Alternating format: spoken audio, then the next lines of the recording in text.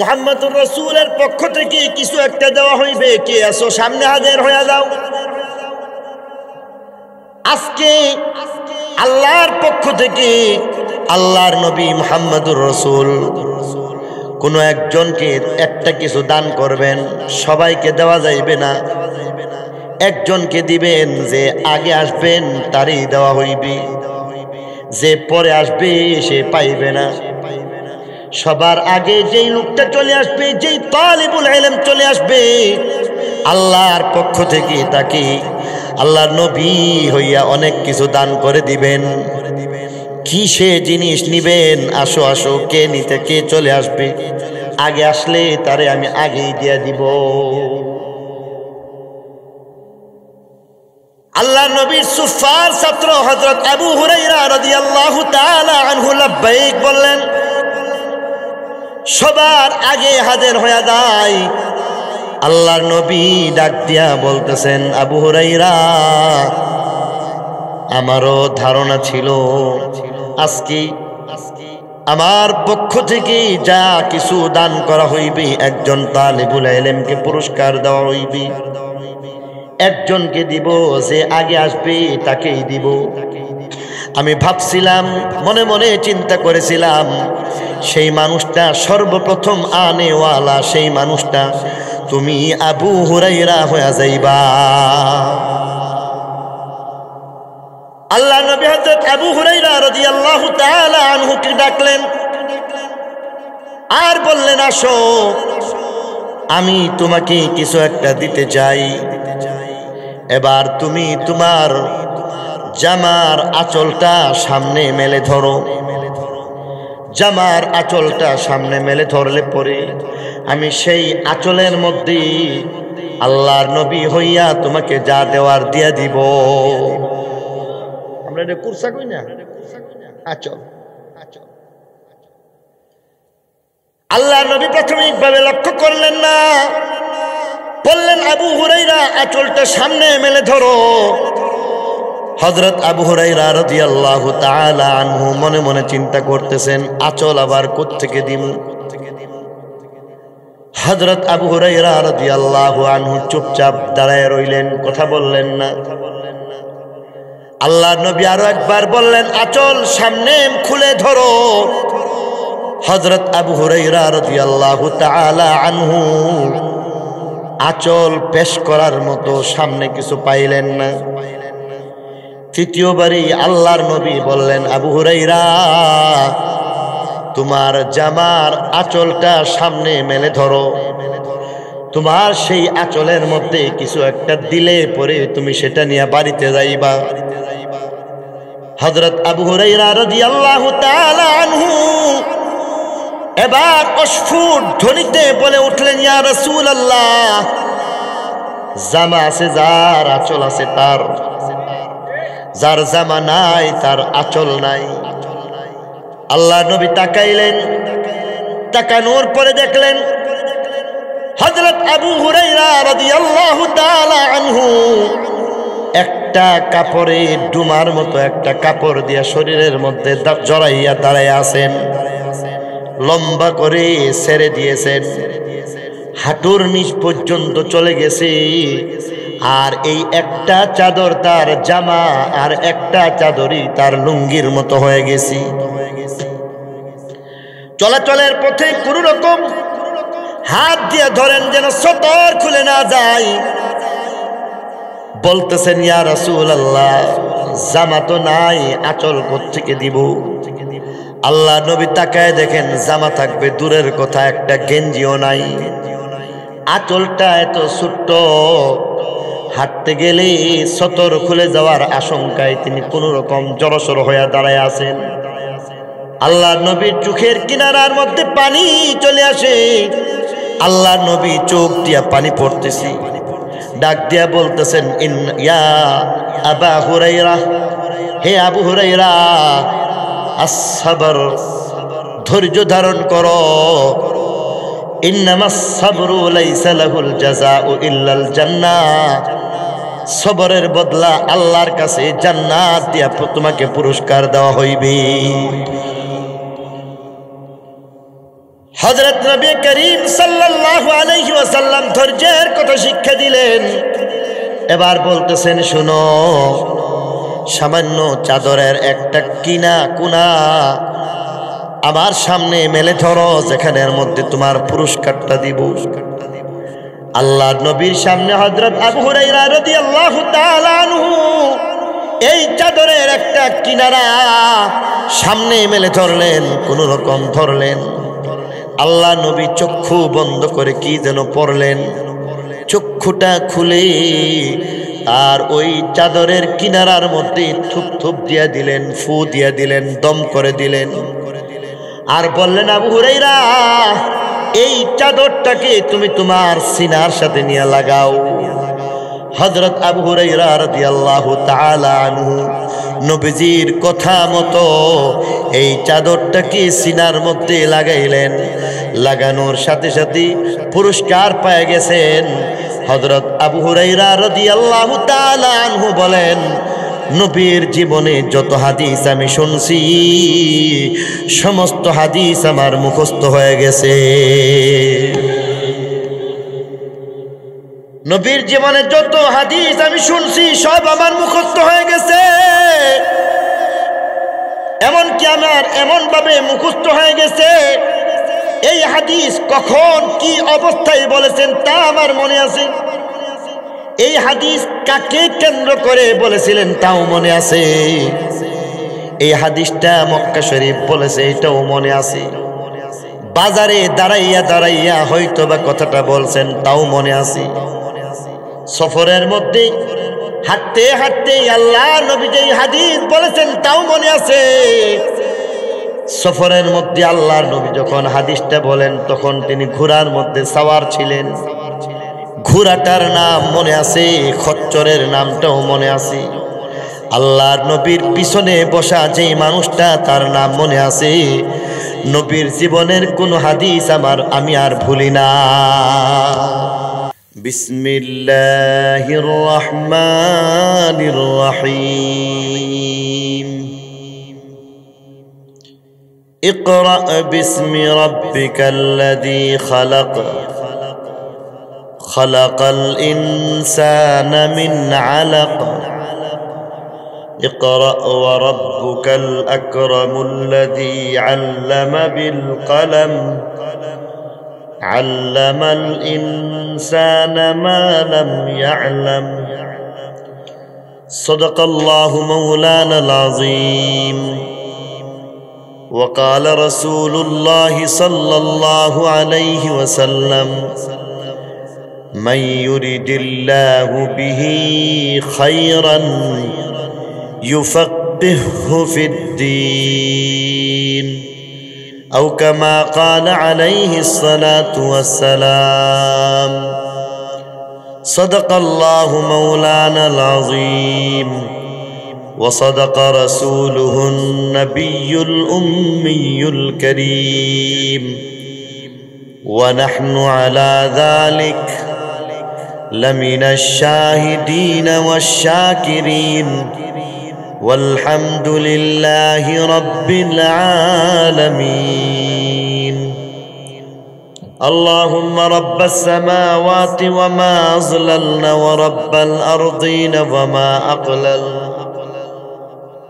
ورب الشياطين وما أضللن إني أسألك خير هذه القرية وخير ما فيها وخير أهلها وأعوذ بك من شرها وشر ما فيها وشر أهلها اللهم ارزقنا جناها وحببنا إلى أهلها وحبب صالحي أهلها إلينا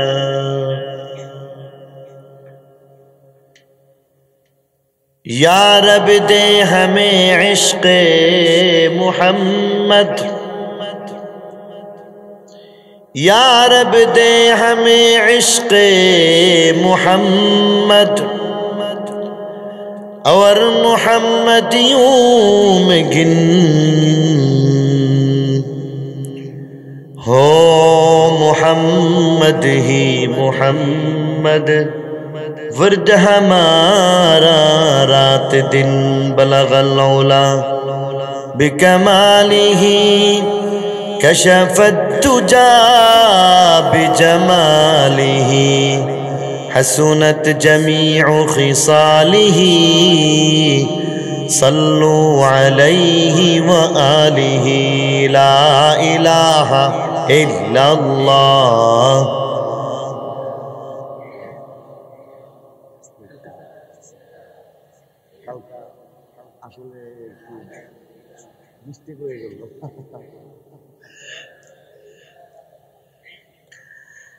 ला इलाहा इल्लल्लाह ला इलाहा इल्लल्लाह। यार रह यार अब तो मेरा और मैं तेरा यार हूँ, मुझको है फ़क़त तुझसे हो मोहब्बत, खल्क़ से मैं बेजार रहूं। सब खुशियों को आग लगा दो, गम से तेरे दिल शाद रहे, तुझ पर सब घर बार लुटा दो, खानाए दिल आबाद रहे। अब तो रहे बस्ता दम आखिर, विर्द जुबा आई मेरे इला ला इलाहा इल्लल्लाह ला इलाहा इल्लल्लाह मुहम्मदुर रसूलुल्लाह सल्लल्लाहु अलैहि वसल्लम। जामिया फारूकिया वाइजुल उलूम इस्लामाबाद माद्रासार বার্ষিক সভা উপলক্ষে আয়োজিত আজকের এই মহতি মুবারক মাহফিলের জনাব সভাপতি মুআজ্জাজ ও মুহতারাম উলামায়ে কেরাম মুরব্বিয়ানে ইজাম বেরাদারানে ইসলাম পর্দার আড়ালের মা ও বোনেরা, আল্লাহ পাকের দয়া আর মেহেরবানি যে আল্লাহ তাআলা আমাকে আপনাকে বরকতময় এই দ্বীনি মজলিসে আসার বসার তৌফিক দিলেন, আল্লাহর শুকরিয়া হিসেবে দিল থেকে সবাই মিলে আলহামদুলিল্লাহ। ওয়াজ মাহফিলে আমরা আসলে সবাই যাই, কেউ কথা বলি, কেউ কথা শুনি। বিশেষ করে আমার ক্ষেত্রে বিষয়টা এমন, যে সমস্ত মাহফিলের মধ্যে চেষ্টা করে ইচ্ছা করে যাই, তার মধ্যে হইতে অন্যতম একটা মাহফিল এই গুবত মাদ্রাসার সভা। এখানে আসলে শান্তি লাগে, ঠিক কিনা বলেন? আজকে এখানে যাদের দ্বারা এই মাদ্রাসা সুপ্রতিষ্ঠিত হয়েছে, আমি দেখি যে বাংলাদেশের মধ্যে কিছু পরিবার আছে যাদেরকে আল্লাহ মকবুল করছেন। আমাদের হযরত মাওলানা ইহসান সাহেব দামাত বারাকাতুহু আজকে সভাপতির আসন গ্রহণ করেছেন, যিনি তারই সুযোগ্য বড় ভাই হযরত মাওলানা হাফেজ জুবায়ের সাহেব দামাত বারাকাতুহু। ওনারা ওনাদের যে পরিবার কি আল্লাহ তাআলা আমি মনে করি মকবুল বানাইছেন। আরেকটা কথা, আমাদের পরিবারের ক্ষেত্রেও এমনটা শুনি, অনেক সময় বলেন মুফতি সাহেব হুজুরের পরিবার, কিন্তু আমার কাছে মনে হয় নাম্বারিং এর দিক থেকে ওনারা আগে গেছেন, কারণ ওনারা মকবুল। আর আমার কাছে মনে হয় আমাদের পরিবার মশহুর। মশহুরের দাম বেশি না মকবুলের দাম বেশি? আমি দোয়া চাই আপনাদের কাছে, আল্লাহ যেন হযরত শেখ হবিগঞ্জের পরিবারের মতো, ওনাদের পরিবারের মতো আমাদের পরিবারকেও আল্লাহ যেন মকবুল হিসাবে নেন। দেখেন আজকে এতক্ষণ পর্যন্ত যিনি বয়ান করছেন, মানুষ বয়সে বড় হয় না, এলেমে বড় হয়। আমার ভাই মৌলানা মামনুনুল হক সাহেব, আমি একটু বাড়ায় বলছি, আশার দ্বারা যতটুকু শুনছি আমার অনেক দিনের বিষয়ও খুব সহজে হল হয়ে গেছে।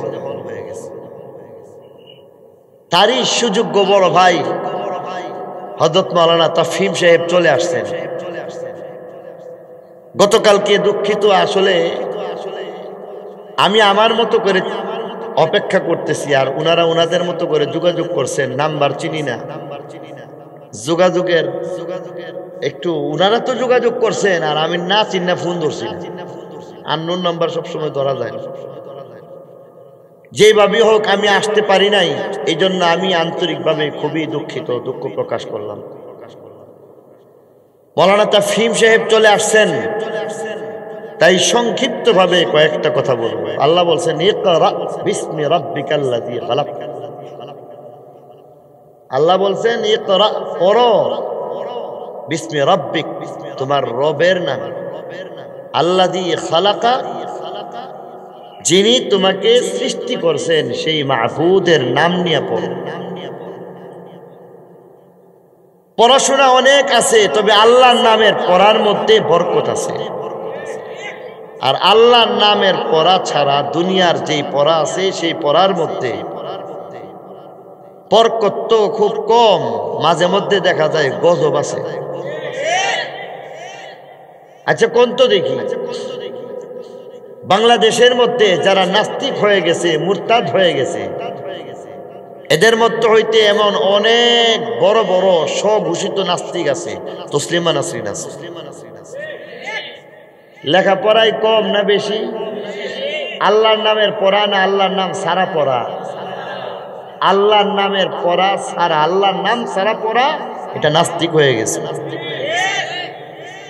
আল্লাহর নাম সারা যে পড়াটা হয়, এমন পড়ার মধ্যে একটার নাম আছে কবির চৌধুরী, এটা নাস্তিক হয়ে গেছে। আহমদ শরীফ, আমাদের আব্বাজি এটারে বলতেন যে আসলে এর নাম আহমদ শরীফ বলা যায় না, এটাকে আহাম্মক আর শরীর বলা দরকার। আহাম্মক বুঝেননি? আহাম্মক কইটা একটা আহম্মক হইছে বলে না, মানে কি চালাক না ব্যাককল? আর শরীর বলা হয় দুষ্ট বদমাশ পর্যায়ের যারা, তাদেরকে। এই আহাম্মক আর শরীর, এরা তো এমন অনেক পড়াশোনা কইরা তারপরে এমন আম্মক হইছে। এদের পড়ার মধ্যে আল্লাহর নাম আছে, এদের পড়ার মধ্যে আল্লাহর নাম নাই। এমন কিছু স্বঘোষিত নাস্তিকদের মধ্যে হইতে আরো একটা আছে কবির চৌধুরী। এই বলদের বলদ বলে যে আজান দিলে বলে মনে হয় বেশ্যা বেড়ি ডাকে। আরো জোরে কোন? এসব পড়া, অনেক পড়াশোনার পরও হুমায়ুন আজাদের মতো এমন নাস্তিক মুরতাদ হয়ে গেছে, কারণ তাদের এই নামের মধ্যে, তাদের এই পড়ার মধ্যে আল্লাহর নাম নাই। পক্ষান্তরে বলতেছে আল্লাহর নামের পড়া পড়ো, মাদ্রাসায় পড়ো। এই দেখেন আজকে এখানে আসলে মনে হয় যেন জান্নাতে একটা পরিবেশ। এক পাশে ছাত্ররা বসা, আরেক পাশে আম জনতা। বরং এখানের মধ্যে আসলে মাঝে মধ্যেই মনে হয় যে ক্লাসের মধ্যে সবক পড়াইতেছে। এদের মধ্যে আর তাদের মধ্যে ব্যবধান কেমন হওয়া যায়? এদেরকে দেখলে মনে হয় ফেরেশতা, এদেরকে দেখলে মনে হয় যেন আল্লাহ পাক জান্নাতের মধ্যে এমন নমুনা দিয়েই আল্লাহ সাজাইছে। দুনিয়াতে জান্নাতের বাগান। আল্লাহ বলেন ইকরা বিসমি রাব্বিকাল্লাযী খালাক,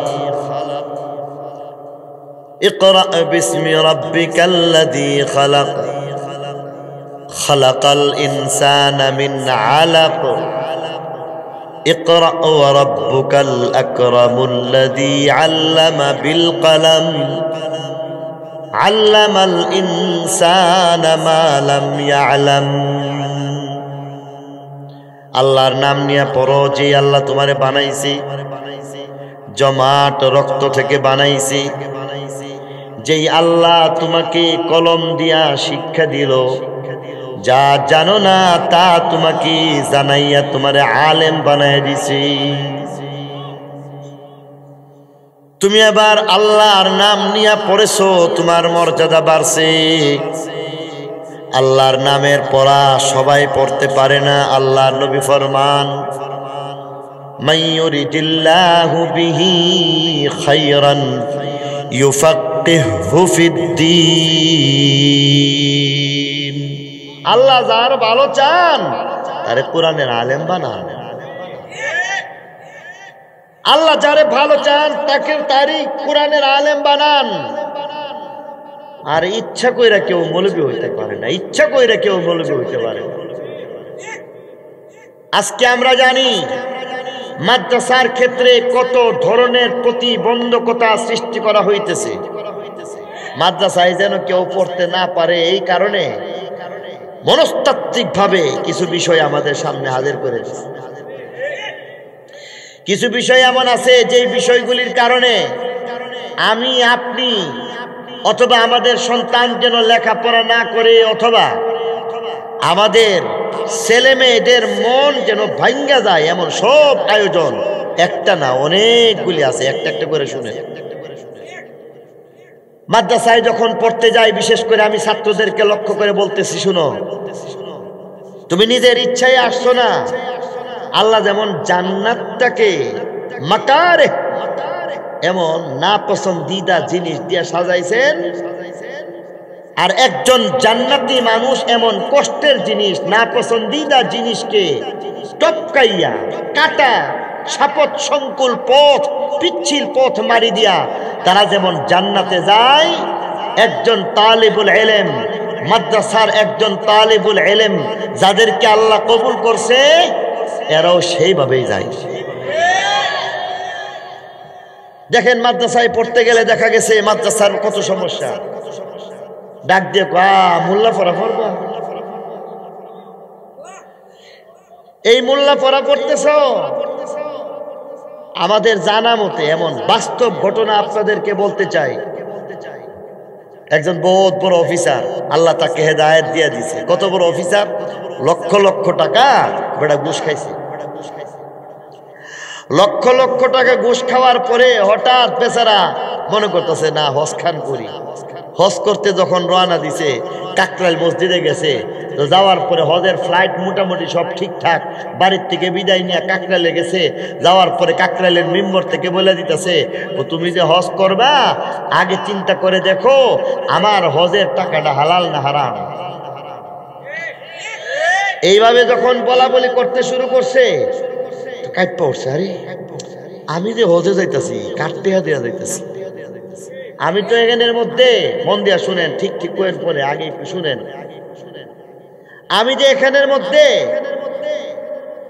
হজের মধ্যে যাইতেছি, এখানের মধ্যে যে কিছু টাকা আছে, এখানে তো সুদের টাকা, ঘুষের টাকা আছে।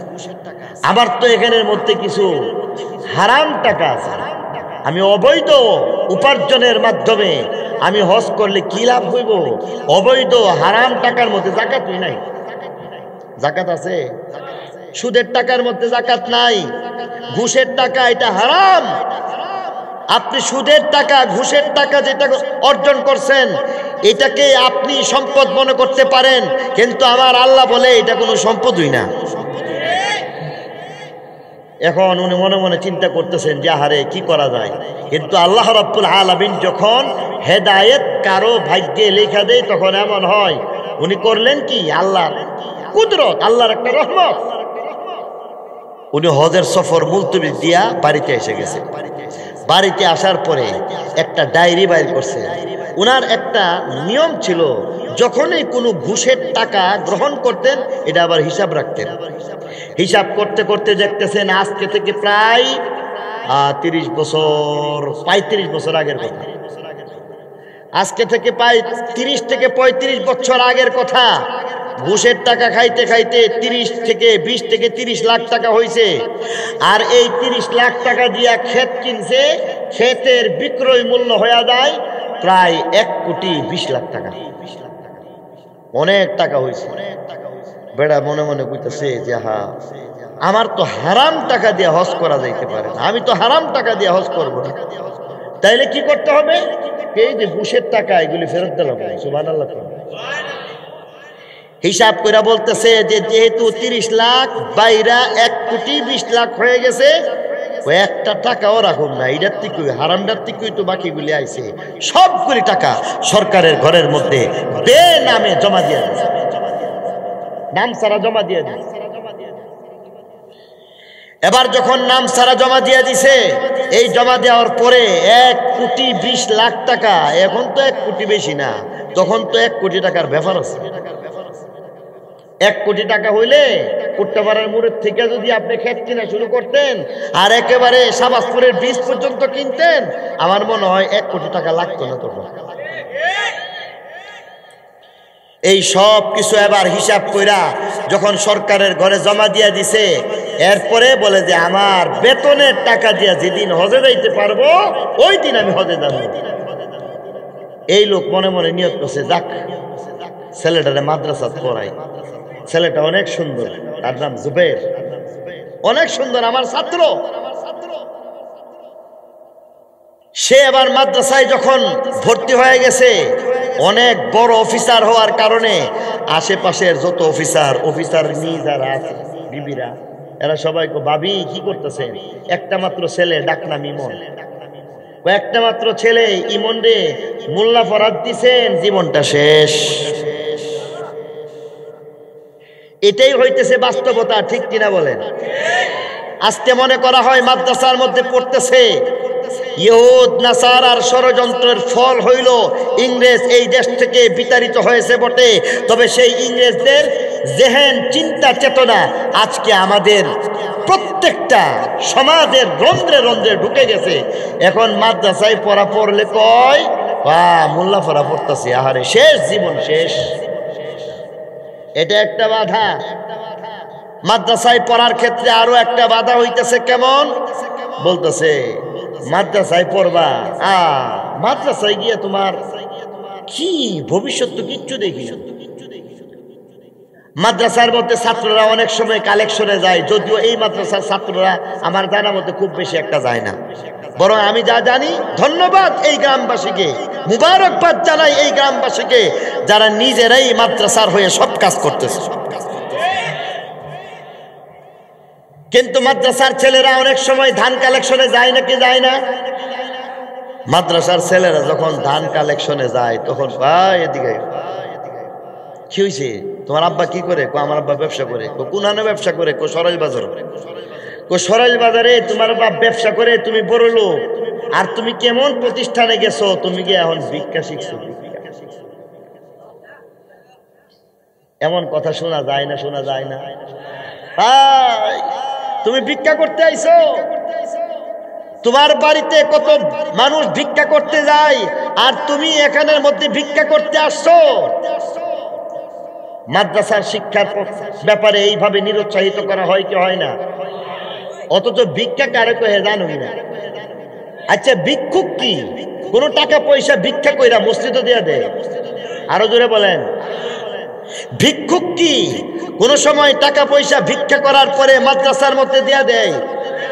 ভিক্ষুক ভিক্ষা করে তার নিজের জন্য, পক্ষান্তরে মাদ্রাসার ছাত্ররা হাজার লাখ টাকার মালিক, কোটি টাকার মালিক, বড় বাবার বড় সন্তান হওয়ার পরও একমাত্র আল্লাহর জন্য, দ্বীনের প্রতিষ্ঠানের জন্য, কোরআনের জন্য তালিবুল ইলম, গরিব তালিবুল ইলমদের সাহায্যার্থে মনে করতেছে আল্লাহর দেওয়া জান, আল্লাহর দেওয়া মাল, আল্লাহর দেওয়া সময়, এই সব কিছু আল্লাহর রাস্তায় ওয়াকফ করতাম। এরা ওয়াকফ করে দেয়। আচ্ছা, ইজ্জত কি? মানুষ যেটা বলে এটা ইজ্জত না, আল্লাহ যেটা দেয় এটা ইজ্জত। আল্লাহ প্রদত্ত ইজ্জত ইজ্জত, আর মানুষের প্রদত্ত জিল্লত এটাও ইজ্জত, যদি এটা আল্লাহর জন্য হয়ে যায়। বেলাল হাবশী রাদিয়াল্লাহু তাআলা আনহু গোলাম, বেলাল হাবশী রাদিয়াল্লাহু আনহু গোলাম, গলাত গামছা লাগায় টাইনা টাইনা লয়ে গেছে। দুনিয়ার জীবনে ইজ্জত না বেইজ্জত? আরো জোরে। দুনিয়ার জীবনে সুহাইবে রুমি এক কাপড়ে দাঁড়ায় আছে, ইজ্জত না বেইজ্জত? দুনিয়ার জীবনে হযরত আবু হুরায়রা রাদিয়াল্লাহু তাআলা আনহু করুণ এক দশা ছিল। দুনিয়ার জীবনের মধ্যে হযরত আবু হুরায়রা রাদিয়াল্লাহু আনহু একটা চাদর দিয়ে ডুমা ছিলেন তো আপনারা, এই ডুমার মধ্যে এমনি ধরে রাখছে, একটা কাপড়, আলাদা কোনো চাদর নাই যেই চাদরটাকে লুঙ্গি হিসাবে ব্যবহার করবে। এভাবে হাঁটতে গেলে দেখা যায় তার সতর খুলে যাওয়ার আশঙ্কা, এই কারণে এইভাবে ধরে রাখছে, এমন করে ধরে, এই যেমন করেন টুকরাটা, এটাকে আমি আপনাকে দেখাই, এইভাবে ধরে রাখছে কোন রকম, হাঁটতে গেলে এদিক দিয়ে আবার সতর না জানি খুলে যায়, এইভাবে ধরে যায়। বেলাল হাবশী রাদিয়াল্লাহু তাআলা আনহু বেইজ্জত হয়েছেন, সুহাইব রুমি বেইজ্জত হয়েছেন, আবু হুরায়রা রাদিয়াল্লাহু তাআলা আনহু সব কিছু ছিল, এখন কিছুই নাই, এক কাপড়ে দাঁড়ায় আছে। মাদ্রাসার তালিবুল ইলম হযরত আবু হুরায়রা রাদিয়াল্লাহু তাআলা আনহু উস্তাদ মুহাম্মদুর রাসূল সাল্লাল্লাহু আলাইহি ওয়াসাল্লাম, উস্তাদ মুহাম্মদুর রাসূল সাল্লাল্লাহু আলাইহি ওয়াসাল্লাম ডাক দিয়া বলতেছেন, আসো, কে আসো, হাজির হয়ে যাও, সামনে আসো। আজকে মুহাম্মদুর রাসূলুল্লাহ সাল্লাল্লাহু আলাইহি ওয়াসাল্লামের পক্ষ থেকে একজন তালিবুল ইলমকে কিছু একটা দান করা হইবে। মুহাম্মদুর রাসূলের পক্ষ থেকে কিছু একটা দেওয়া হইবে, কে আসো, সামনে হাজির হয়ে যাও। আজকে আল্লাহর পক্ষ থেকে আল্লাহর নবী মুহাম্মদুর রাসূল কোন একজনকে একটা কিছু দান করবেন, সবাইকে দেওয়া যাইবে না, একজনকে দিবেন, যে আগে আসবেন তারই দেওয়া হইবে, যে পরে আসবে সে পাইবে না। সবার আগে যেই লোকটা চলে আসবে, যেই তালিবুল ইলম চলে আসবে, আল্লাহর পক্ষ থেকে তাকে আল্লাহর নবী হইয়া অনেক কিছু দান করে দিবেন। কি সে জিনিস নিবেন, আসো আসো, কে নিতে, কে চলে আসবে, আগে আসলে তারে আমি আগেই দিয়া দিব। আল্লাহ নবীর সুফার ছাত্র হযরত আবু হুরায়রা রাদিয়াল্লাহু তাআলা আনহু লাব্বাইক বললেন, সবার আগে হাজির হয়ে যায়। আল্লাহর নবী ডাক দিয়া বলতেছেন, আবু হুরায়রা, আমারও ধারণা ছিল আজকে আমার পক্ষ থেকে যা কিছু দান করা হইবে, একজন তালিবুল ইলমকে পুরস্কার দেওয়া হইবে, একজনকে দিব, যে আগে আসবে তাকেই দিব। আমি ভাবছিলাম, মনে মনে চিন্তা করেছিলাম, সেই মানুষটা সর্বপ্রথম আনেওয়ালা, সেই মানুষটা তুমি আবু হুরায়রা হয়ে যাইবা। আল্লাহ নবী হযরত আবু হুরায়রা রাদিয়াল্লাহু তাআলা আনহুকে ডাকলেন আর বললেন, আসো, আমি তোমাকে কিছু একটা দিতে চাই। এবার তুমি তোমার জামার আঁচলটা সামনে মেলে ধরো। জামার আঁচলটা সামনে মেলে ধরলে পরে আমি সেই আঁচলের মধ্যে আল্লাহর নবী হইয়া তোমাকে যা দেওয়ার দিয়া দিব। আমরা এটা কুরসা কই না, আঁচল। আল্লাহর নবী প্রাথমিকভাবে লক্ষ্য করলেন না, বললেন, আবু হুরায়রা, আঁচলটা সামনে মেলে ধরো। হযরত আবু হুরায়রা রাদিয়াল্লাহু তাআলা আনহু মনে মনে চিন্তা করতেছেন, আঁচল আবার কোত্থেকে দিব। হযরত আবু হুরায়রা রাদিয়াল্লাহু আনহু চুপচাপ দাঁড়ায় রইলেন, কথা বললেন না। আল্লাহর নবী আরো একবার বললেন, আঁচল সামনে খুলে ধরো। হযরত আবু হুরায়রা রাদিয়াল্লাহু তাআলা আনহু আঁচল পেশ করার মতো সামনে কিছু পাইলেন না। তৃতীয়বারই আল্লাহর নবী বললেন, আবু হুরায়রা, তোমার জামার আঁচলটা সামনে মেলে ধরো। তোমার সেই আঁচলের মধ্যে কিছু একটা দিলে পরে তুমি সেটা নিয়ে বাড়িতে যাইবা।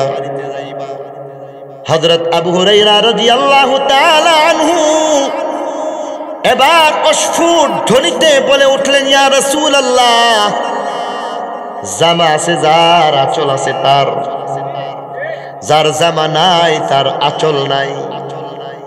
আল্লাহ নবী তাকাইলেন, তাকানোর পরে দেখলেন হযরত আবু হুরায়রা রাদিয়াল্লাহু তাআলা আনহু একটা কাপড়ে ডুমার মতো একটা কাপড় দিয়া শরীরের মধ্যে জড়াইয়া দাঁড়ায় আছেন, লম্বা করে ছেড়ে দিয়েছেন, হাঁটুর নিচ পর্যন্ত চলে গেছে।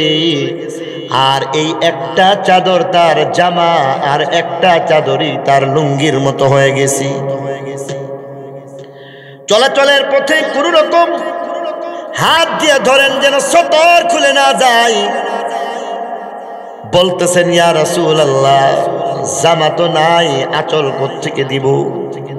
আল্লাহ নবী তাকায় দেখেন জামা থাকবে দূরের কথা, একটা গেঞ্জিও নাই। আঁচলটা এত ছোট্ট, হাঁটতে গেলে সতর খুলে যাওয়ার আশঙ্কায় তিনি কোন রকম জড়সড় হয়ে দাঁড়ায় আছেন। আল্লাহ নবীর চোখের কিনারার মধ্যে পানি চলে আসে। আল্লাহ নবী চোখ দিয়া পানি পড়তেছি, ডাক দিয়া বলতেছেন, ইয়া আবা হুরায়রা, হে আবু হুরায়রা, আসসাবর, ধৈর্য ধারণ করো। ইন্নামাস সাবরু লাইসা লাহুল জাযাউ ইল্লাল জান্নাহ, সবরের বদলা আল্লাহর কাছে জান্নাত দিয়া তোমাকে পুরস্কার দেওয়া হইবে। হযরত নবী করিম সাল্লাল্লাহু আলাইহি ওয়াসাল্লাম ধৈর্যের কথা শিক্ষা দিলেন। এবার বলতেছেন, শুনো, সামান্য চাদরের একটা কোনা আমার সামনে মেলে ধরো, যেখানের মধ্যে তোমার পুরস্কারটা দিব। আল্লাহ নবীর সামনে হযরত আবু হুরায়রা রাদিয়াল্লাহু তাআলা আনহু এই চাদরের একটা কিনারা সামনে মেলে ধরলেন, কোন রকম ধরলেন। আল্লাহ নবী চক্ষু বন্ধ করে কি যেন পড়লেন, চক্ষুটা খুলে আর ওই চাদরের কিনারার মধ্যে থুপ থুপ দিয়া দিলেন, ফু দিয়া দিলেন, দম করে দিলেন। আর বললেন, আবু হুরায়রা, এই চাদরটাকে তুমি তোমার সিনার সাথে নিয়ে লাগাও। হযরত আবু হুরায়রা রাদিয়াল্লাহু তাআলা আনহু নবীজির কথা মতো এই চাদরটাকে সিনার মধ্যে লাগাইলেন। লাগানোর সাথে সাথে পুরস্কার পেয়ে গেছেন। হযরত আবু হুরায়রা রাদিয়াল্লাহু তাআলা আনহু বলেন, নবীর জীবনে যত হাদিস আমি শুনছি সমস্ত হাদিস আমার মুখস্থ হয়ে গেছে। নবীর জীবনে যত হাদিস আমি শুনছি সব আমার মুখস্থ হয়ে গেছে। এমনকি আমার এমন ভাবে মুখস্থ হয়ে গেছে, এই হাদিস কখন কি অবস্থায় বলেছেন তা আমার মনে আছে। এই হাদিস কাকে কেন্দ্র করে বলেছিলেন তাও মনে আছে। এই হাদিসটা মক্কা শরীফ বলেছে এটাও মনে আছে। বাজারে দাঁড়াইয়া দাঁড়াইয়া হয়তো বা কথাটা বলছেন তাও মনে আছে। সফরের মধ্যে হাঁটতে হাঁটতে আল্লাহ নবী যেই হাদিস বলেছেন তাও মনে আছে। সফরের মধ্যে আল্লাহর নবী যখন হাদিসটা বলেন তখন তিনি ঘোড়ার মধ্যে সাওয়ার ছিলেন। ঘোড়াটার নাম মনে আছে, খচ্চরের নামটাও মনে আছে। আল্লাহর নবীর পিছনে বসা যেই মানুষটা তার নাম মনে আছে। নবীর জীবনের কোন হাদিস আমি আর ভুলি না। বলছিলাম কিন্তু এই মানুষটা দুনিয়ার জীবনে ইজ্জত পাইছে না বেইজ্জত হয়েছে? আরে না ভাই সাহেব, একটা কাপড় দিয়ে ঘুরে এই বেচারা ইজ্জত না দুনিয়ার জীবনে বেইজ্জত? টাকা আছে, পয়সা নাই, সম্মান নাই। সুহাইব রুমি কোনো সম্মান নাই, ইজ্জত নাই। বেলাল হাবশি কোনো ইজ্জত নাই, সম্মান নাই।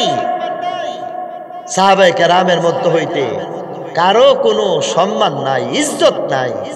খাব্বাব তার কোনো সম্মান নাই। হযরত খাব্বাব রাদিয়াল্লাহু তাআলা আনহু বলেন যে আগুন না জ্বালায়া ওইখানের মধ্যে আমাদেরকে শোয়াই দিছে। আগুন জ্বালাইয়া আংরা সহ সেখানের মধ্যে আমাদেরকে চেপে ধরছে, চাপ দিয়ে ধইরা রাখছে। আর আগুন, এই আগুন আমাদের এই শরীরের মধ্যে গিয়া ঢুকে গেছে, গর্ত হয়ে গেছে। হযরত উমর রাদিয়াল্লাহু আনহুর ঘটনা। একদিন বলতেছেন উমর, হযরত উমর জিজ্ঞাসা করতেছেন খাব্বাব, তোমার যে ওই নির্যাতনের সময় তোমার মালিক যে নির্যাতন করছিল, সেখানের মধ্যে যে তোমাদের একটা করুণ একটা অবস্থা হয়েছিল, নিচের গাদি, পিঠের অবস্থা, পেটের অবস্থা, কাপড়টা একটু খুলো না, একটু দেখি।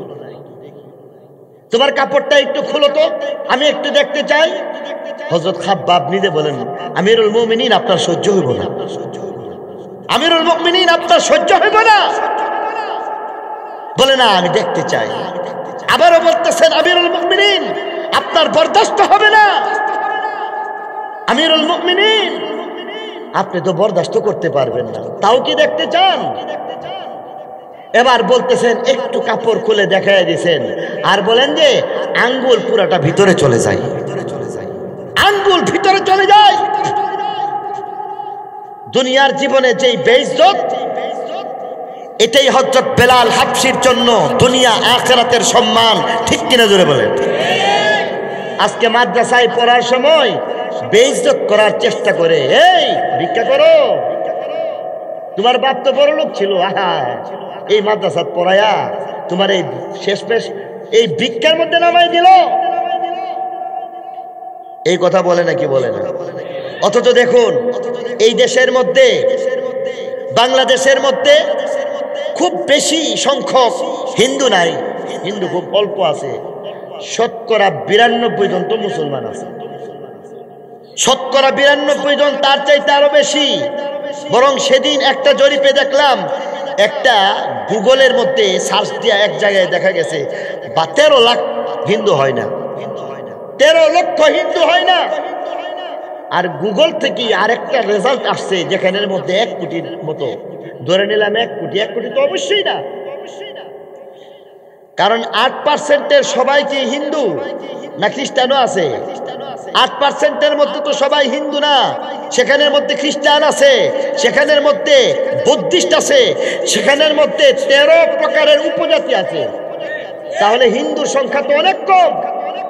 সেই হিসাবে আমি মনে করি, যেই একটা জরিপ বলা হয়েছে 13 লাখ হিন্দু আছে, এই 13 লাখ হিন্দুর মধ্য হইতে তাদের অবস্থাটা, আমাদের অবস্থাটা দেখুন।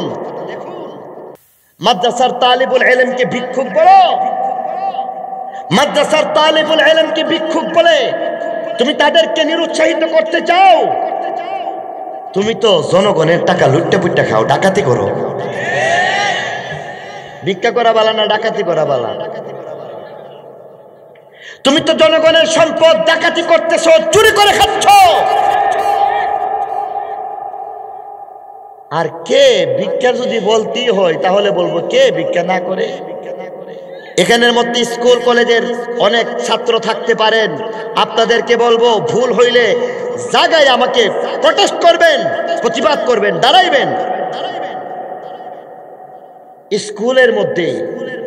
স্কুলের মধ্যে কোনো একটা খেলার অনুষ্ঠানের জন্য এলাকার সম্ভ্রান্ত বা এলাকার মধ্যে যে সমস্ত বড় লোক ভাইয়েরা আছেন, দানবীর আছেন, তাদের কাছ থেকে টাকা নেওয়া হয় না, চাঁদা গ্রহণ করা হয় না। স্কুল কলেজ থেকে যদি এইভাবে ডোনেশন গ্রহণ করলে এটা যদি ভিক্ষা না হয়, তাহলে কেন আপনি একজন মাদ্রাসার তালিবুল ইলম নবীর মেহমানকে ভিক্ষুক বলে গালি দিবেন? নবীর মেহমান তাদেরকে ভিক্ষুক বলে আপনি গালি দিচ্ছেন। আপনার ইমানের অবস্থা তো হিন্দুর চাইতে খারাপ হয়ে গেল। এবার বলেন, হিন্দুদের ইমান দেখেন কেমন? আমার নিজের চোখের দেখা টিয়া রোডের গল্প বলতেছি, বানায় বলতেছি না। টিয়া রোডের মধ্যে শাহিন বেকারি আগে ছিল, এখন শাহী বেকারি হয়েছে, তৃপ্তি বেকারির পাশে। এই তৃপ্তি বেকারির পাশেই আরেকটা দোকানের মধ্যে আমি বসা ছিলাম। সেখানের মধ্যে দেখছি এক হিন্দু, এরা ভক্ত আছে, হিন্দুদের এরা ভক্ত বলে, এদের মধ্যে যারা নাকি পুরোহিত থাকে, এদের কোনো একটা পর্যায়ে এদেরকে ভক্ত বলে। কোন একজন ভক্ত মন্দিরের, তিনি সেখানের মধ্যে গেছেন, হিন্দুর দোকানের মধ্যে যাওয়ার পরে দেখলাম যেই বেচারা লাখ লাখ টাকার মালিক, সেই বেচারা ওই হিন্দু ভক্তকে, ধরেন না ঠাকুর, এই ঠাকুরকে দেখার সাথে সাথে নিজের চেয়ারটা ছাইড়া দিয়ে লাফ দিয়া দাঁড়ায় গেছে, প্রণাম প্রণাম, নমস্তে নমস্তে। হাসবার জন্য বলছি না, যার যার ধর্মের কথা, তারা তাদের ধর্ম মতে সর্বোচ্চ সম্মান প্রদর্শন করেছে। সর্বোচ্চ সম্মান প্রদর্শন করার পরে নিজের চেয়ারটা ছাইড়া দিছে। নিজের চেয়ারটা ছাইড়া দেওয়ার পরে বলতেছে, ভক্ত আমার কি ভাগ্য, আজকে আমি কি কার মুখ দেখে আসলাম, আজকে আমার বাড়িতে এত বড় একটা ঠাকুর মশাই চলে আসছেন। নিয়া বসাইছে, আমার কাছে সময় নাই, তাড়াতাড়ি মন্দিরের চাঁদাটা দে। কইতাছে কি তাড়াতাড়ি মন্দিরের চাঁদাটা দে? তো বলতেছে কো চাঁদা দিব, তবে আমার এখান থেকে আপনি এইভাবে যাইতে পারেন না, অতএব আপনার প্রতি যথোপযুক্ত সম্মান প্রদর্শন করা এটা আমার ধর্মের শিক্ষা, আপনাদের থেকে শিখেছি। এই ধর্মের শিক্ষা নিয়া তিনি তারে বসাইলো, খানা খাওয়াইলো, অনেক রকমের খাওয়া দাওয়া করাইয়া তারপরে কিছু টাকা দিল, আর বলতেছে যদি দয়া করে আমার এই অনুদানটুকুন গ্রহণ করতেন ধন্য আমার জীবন হয়ে যাইত। এই যদি একজন হিন্দু তার ধর্মের প্রতি এমন ঈমান প্রদর্শন করতে পারে, তুমি মুসলমান হইয়া তালেবুল ইলমকে ভিক্ষুক বলছো? এর এত সব কিছুর পরও যখন মাঝে মধ্যে দেখা যায় মাদ্রাসা শিক্ষার প্রতি ইগনোর করার জন্য কোন সময় এই দেখো রাজাকারের মতো দেখা কয় নাকি কয় না, আলহামদুলিল্লাহ এখন কমছে, আলহামদুলিল্লাহ এখন কিছুটা কমছে, কিন্তু এমনটাও বলতে শোনা যায় মাদ্রাসায় পড়া, কোরআনের পড়া পড়তে গিয়া বাধা আছে না না? আরো জোরে বলেন। এই সব বাধার মধ্যে হইতে আরো বাধা আছে।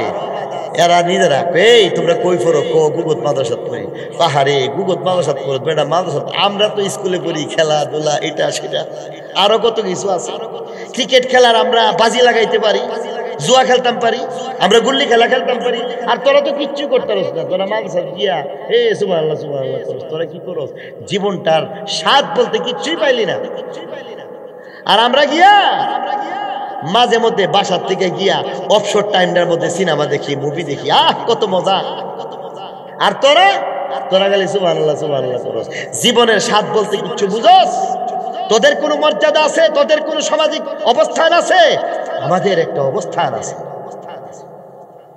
এইভাবে বলে বলে যারা মাদ্রাসার শিক্ষার প্রতি তালেবুল ইলমদেরকে নিরুৎসাহিত করে, এটা আসলে হচ্ছে কি, সেই ইংরেজ চলে যাওয়ার পরে ইংরেজদের যে চিন্তা চেতনা এটা আমাদের সমাজের মধ্যে ছড়াইয়া দেওয়া হয়েছে।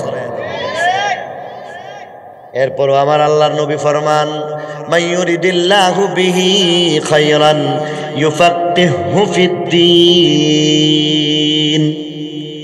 মাইয়ুরিদিল্লাহু বিহি খায়রান, আল্লাহ যার ভালো চান তারে কোরআনের হাফেজ বানান, কোরআনের আলেম বানান, কোরআন ওয়ালা বানায় দেন। আল্লাহ যার ভালো চান তারে কোরআনের আলেম বানান, মাদ্রাসার ছাত্র বানান, মাদ্রাসার তালেবুল ইলম হয়ে যায়। তার শিক্ষা কেমন হয়ে যায়, দুনিয়ার মধ্যে তার একটা মর্যাদা আছে, কবরে হাসরে আখিরাতে তার মর্যাদা আছে, বলি সুবহানাল্লাহ। তার কেমন মর্যাদা? ইবনে আসাকির থেকে বর্ণিত একখান হাদিস বলে বয়ান শেষ করে দিতে চাই।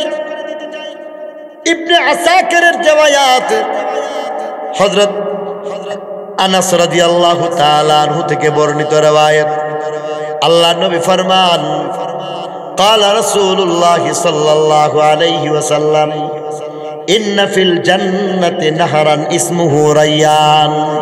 জান্নাতের মধ্যে একটা নহর আছে যার নাম রাইয়ান। আলাইহি মাদিনাতুম মিন মারজান, এই নদীর কিনারার ঘেঁষে একটা বিরাট শহর হয়ে গেছে। ব্রাহ্মণবাড়িয়া শহরের বিল্ডিংগুলি হয়ে গেছে ইট সুরকির দ্বারা নির্মিত, ঢাকা শহর হয়ে গেছে ইট সুরকির দ্বারা নির্মিত। পক্ষান্তরে জান্নাতের মধ্যে রাইয়ান নহরের উপরে তীর ঘেঁষে যে একটা বিরাট নগরী হয়ে গেছে, ইটের দ্বারা নয়, মিন মারজান, দামি পাথরের দ্বারা, হীরা মণি মুক্তার দ্বারা বিরাট বিল্ডিংকে বানানো হয়েছে। লাহু ৭০ আলফ বাব, তার প্রবেশ দ্বার একটা দুইটা নয়, 1000 2000 নয়, 70,000 প্রবেশদ্বার রয়েছে। 70,000 প্রবেশদ্বারের মধ্যে হইতে এমন কি বলা হইতেছে, এই প্রবেশদ্বার গেটগুলিকে বানানো হয়েছে কেমনে? ইট সুরকির দ্বারা না, অথবা বাঁশ কাপড়ের দ্বারা তুরট যেমনে বানানো হয় সেইভাবে না। মিন যাহাবিন ওয়া ফিদ্দাহ, একটা হয়ে যাইবে স্বর্ণের গেট, একটা হয়ে যাইবে রূপার গেট, একটা হয়ে যাইবে স্বর্ণের গেট, একটা হয়ে যাইবে রূপার গেট। এমন করে করে একটা দুইটা না, 1000 2000 না, 70,000 গেটের ব্যবস্থা করা হয়েছে। বলি সুবহানাল্লাহ। এই 70,000 গেটের মধ্যে এক একটা গেটের মধ্যে সম্বর্ধনার ব্যবস্থা রাখা হয়েছে, রাজস্বিক এক সম্বর্ধনার ব্যবস্থা রাখা হয়েছে, যেখানের মধ্যে নূরের তৈরি, প্রথম গেটের মধ্যে নূরের তৈরি 70,000 ফেরেশতা দাঁড়ায় থাকি। 70,000 সালাম পেশ করে, 70,000 সালামের পরে 70,000 উপহার দিয়া দিল। দ্বিতীয় গেটের মধ্যে যখন যাইবি, সেখানের মধ্যে ডাবল হয়ে যাইবি, 1,40,000 ফেরেশতা দাঁড়াইবে, 1,40,000 সালাম পেশ করবি, 1,40,000 হাদিয়া দিয়া দিবি। 3 নম্বর গেটের মধ্যে যখন যাইবি, সেখানের মধ্যে ডাবল হয়ে যাইবি, 2,80,000 ফেরেশতা দাঁড়ায় থাকবি, 2,80,000 উপহার পেশ করা হইবি, 2,80,000 সালাম পেশ করা হইবি। 4 নম্বর গেটের মধ্যে যখন যাইবে, ডাবল হয়ে যাইবে, 5,40,000 ফেরেশতা দাঁড়ায় থাকবি, 5,40,000 হাদিয়া পেশ করবি, 5,40,000 উপহার সামগ্রী পেশ করতে থাকবে। একটার পরে একটা, একটার পরে একটা গেট অতিক্রম করতে করতে সর্বশেষ গেটের মধ্যে দেখবি 490 কোটি ফেরেশতা সেখানের মধ্যে দাঁড়ায় আছে। ডাউন ফিগার হিসেবে বলবো 500 কোটি ফেরেশতা সেখানের মধ্যে দাঁড়ায় থাকবে। 500 কোটি হাদিয়া পেশ করবি, আর বলবি 500 কোটি সালাম পেশ করে বলবি, সালামুন কাওলাম মির রাব্বির রহিম, সালামুন কাওলাম মির রাব্বির রহিম, সালামুন তিবতুম ফাদখুলুহা খালিদিন। সালাম আল্লাহর পক্ষ থেকে, আল্লাহর পক্ষ থেকে তোমাদেরকে সালাম দেওয়া হইল। 500 কোটি সালামের পরে 500 কোটি উপহার দেওয়ার পরে বলতেছে, যাও যাও, এই নগরীর মধ্যে প্রবেশ করলে তোমাকে একটা ফ্ল্যাট দেওয়া হইবে এমনটা নয়, একটা প্লট দেওয়া হইবে এমন নয়, একটা বিল্ডিংয়ের মালিক হয়ে গেছো এমন নয়, বরং এখানের মধ্যে তোমাকে একটা বাড়ি দেওয়া হয়েছে এমন নয়, বিরাট একটা বাংলো বাড়ি না, বরং পুরা নগরী বলতে যা কিছু আছে সবটুকুন তোমার জন্য।